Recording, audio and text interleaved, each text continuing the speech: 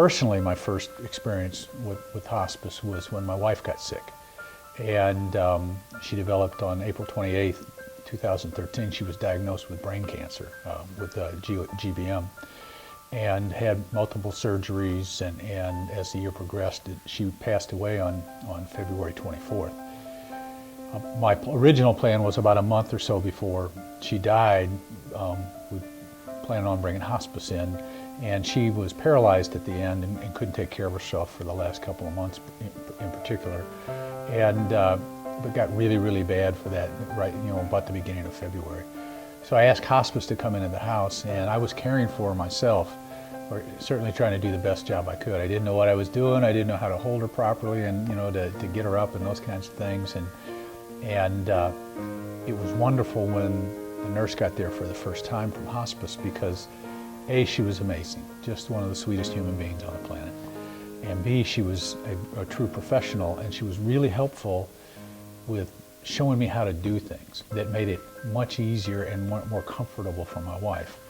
And so I will be forever in her gratitude. The one thing that stands out the most with me with Hospice of Southern Illinois was when my father passed, and those 2 weeks before, they were incredible, but then when he was already gone, they just came in and just treated him like it was just a sacred, beautiful time, and we didn't know what to expect, and they just eased us through that, and they treated him like he was just sacred himself. I mean, they treated him with such kindness and gentleness and compassion and tenderness, as if it were their own precious family member. So we'll always be grateful to them for that.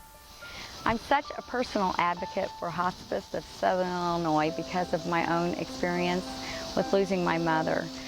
At the time, we didn't know that we had a choice of hospice caregivers.